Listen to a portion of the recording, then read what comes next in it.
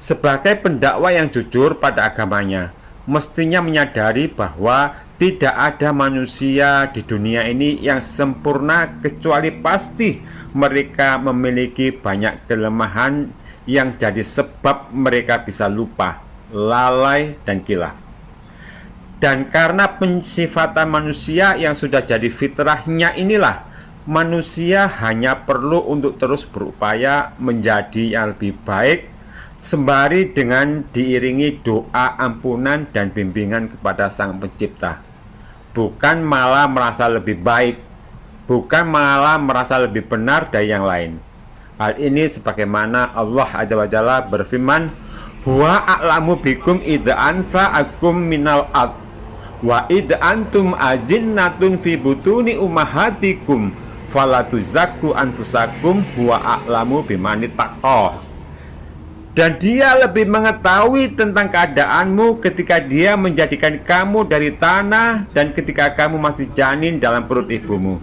Maka janganlah kamu mengatakan dirimu suci.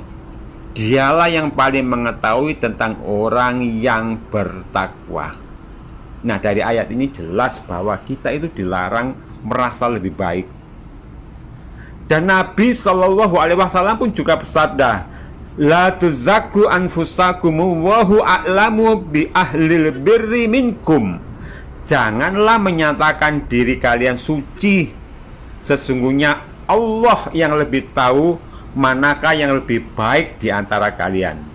Nah, di hadis Muslim, Rasulullah SAW itu melarang untuk merasa mengaku lebih baik, merasa lebih baik dari yang lain. Rasulullah itu juga melarang. Jadi sesuai dengan firman dan sabda di atas, sebagai umat muslim kita dilarang merasa lebih baik dari yang lain. Karena hanya Allah Azza wa Jalla yang lebih tahu bagaimana keimanan seseorang.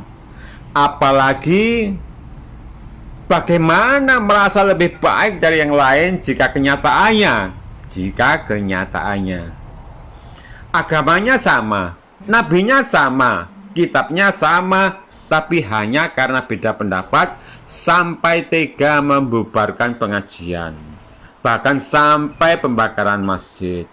Sedang terhadap yang beda agama, beda Tuhannya, beda kitabnya, malah turut berpartisipasi menjaga gereja, bahkan ikut ceramah di dalam gereja.